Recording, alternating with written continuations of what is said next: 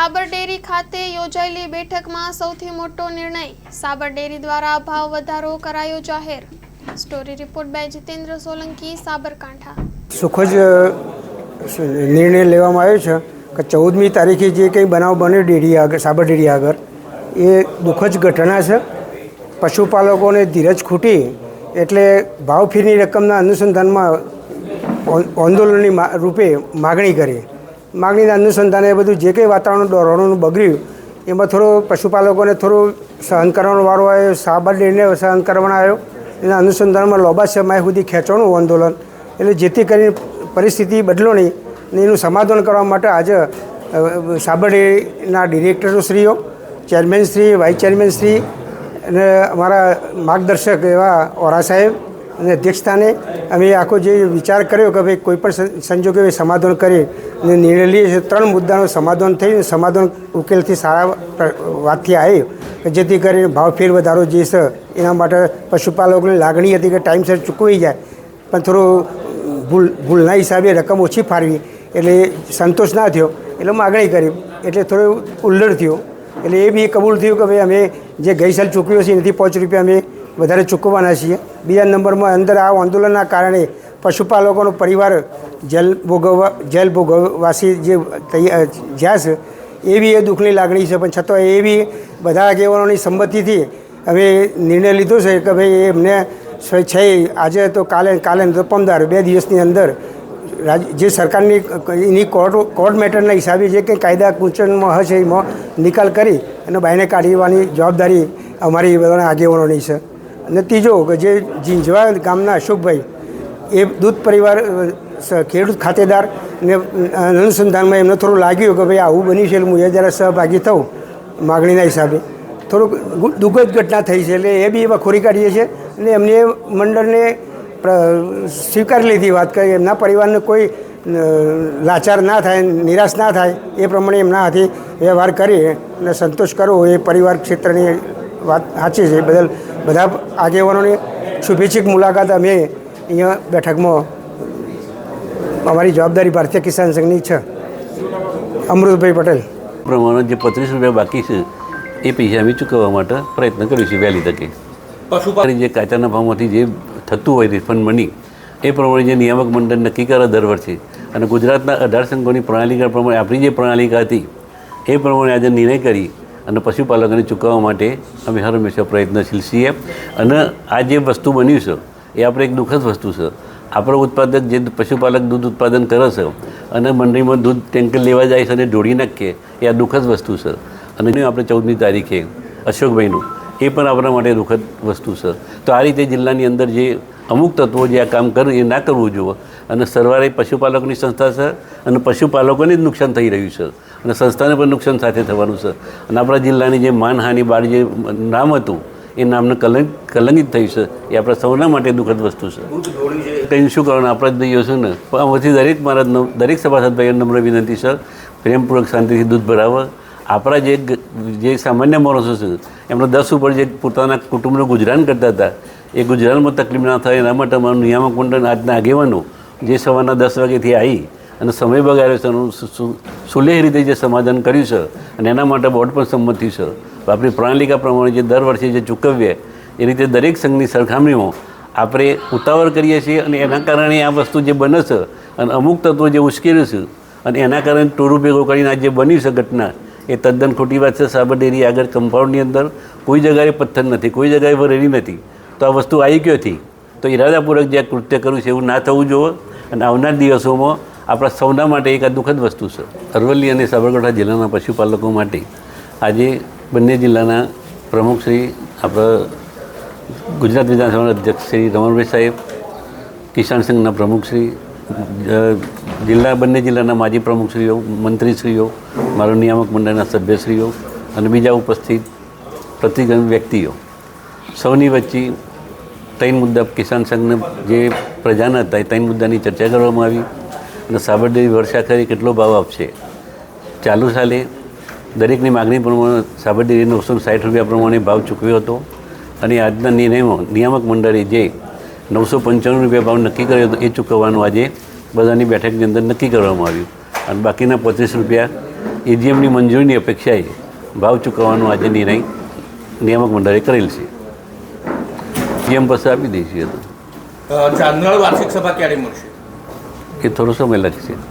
આપણે બધા જાણીએ છીએ તેમ દૂધના ભાવ વધારા અંગે 14 તારીખે સાબર ડેરીમાં જે પ્રકારનું કૃત્ય થયું છે એ સમગ્ર જિલ્લા માટે બરાબર નથી અને એના અનુસંધાનમાં આજે ભારતીય કિસાન સંઘની આગેવાનીમાં ભારતીય જનતા પાર્ટીના સાબરકાંઠા અને અરવલ્લી જિલ્લાના પ્રમુખશ્રીઓ, મહામંત્રીશ્રીઓ, તમામ એમના નિયામક મંડળના તમામ સભ્યો અને એ સિવાય જે સહકારી આગેવાનો અમારા પૂર્વ પ્રમુખભાઈ શ્રી પૃથ્વીરાજભાઈ, પૂર્વ ધારાસભ્ય મહેન્દ્રસિંહજી, આ બધાની હાજરીમાં લગભગ અમે 60 લોકો આજે એકત્ર થયા છીએ અને એમાં 3 મુદ્દાની ચર્ચા થઈ છે. પહેલો મુદ્દો એ હતો કે ગઈ વખતે જેટલો ભાવ વધારો છે એટલો પશુપાલકોને મળવો જોઈએ. આ માન્ય ચેરમેનશ્રીએ પહેલ કરી, અમને બધાને બોલાવ્યા, અમારી સાથે ચર્ચા કરી અને આ 3 મુદ્દાઓનું જે સમાધાન થયું છે, નિયામક મંડળે અને માન્ય ચેરમેનશ્રીએ જે વાતો સ્વીકારી છે એમાં પહેલી બાબત, ગઈ વખતે 390 પ્રમાણેનો ભાવ વધારો આપ્યો હતો, 960 પ્રમાણે 990 ગઈ વખતે આપ્યો હતો, આ વખતે 960 આપી દીધું છે. બાકીનો ભાવ વધારો બાકી હતો. આ ગયા વર્ષે જે ભાવ વધારો આપ્યો હતો એમાં 5 રૂપિયાનો વધારો કરીને દરેક પશુપાલકને વધારાના 5 રૂપિયાનો ભાવ વધારો ડેરીનું નિયામક મંડળ સર્વાનુમતે સ્વીકારે છે. પહેલી બાબત. બીજી બાબત, આ આંદોલનના કારણે જે પશુપાલકોને અત્યારે જેલમાં છે એમની સામે કાયદેસરની કાર્યવાહી થઈ છે. અમારા બધાની લાગણી ને માગણી એવી હતી કે આ પશુપાલકોના માટે જે લોકોએ આંદોલન કર્યું છે અને જે લોકો જેલમાં છે એ લોકો ઝડપથી કાયદાની મર્યાદામાં રહીને ડેરી પણ મદદ કરે, સહકારી આગેવાનો પણ મદદ કરે અને જે અંદર 47 લોકો છે એને બહાર કાઢવાની વહેલામાં વહેલી તકે એની કાર્યવાહી કરે. અને ત્રીજી બાબત, આ આંદોલનના કારણે ઈડર તાલુકાના ઝીંઝવા ગામના ભાઈ શ્રી અશોકભાઈ ચૌધરીનું જે દુઃખદ અવસાન થયું છે, તો સાબર ડેરી આધારિત જે 1800 જેટલી મંડળીઓ છે એ બધા મંડળીઓને અમે વિનંતી પણ કરીએ છીએ કે અશોકભાઈના ઘરની નબળી પરિસ્થિતિ છે, 2 બાળકો છે, 1 દીકરી છે અને એમને પણ પોતાની સ્વેચ્છાઈ રીતે આપણો જ એક ભાઈ છે, આપણો જ એક પશુપાલક છે, તો એને પણ આર્થિક રીતે મદદ કરવી જોઈએ. નિયામક મંડળ પણ એની રીતે એમને પણ મદદ કરે એવી અમારી બધાની લાગણી હતી. આ 3 મુદ્દાનું અમે જેટલા અહીંયા ભેગા થયા છે બધાએ સર્વાનુમતે આ વાત સ્વીકારી છે. માન્ય ચેરમેનશ્રી, વાઇસ ચેરમેનશ્રી અને નિયામક મંડળે પણ આ વાત સ્વીકારી છે.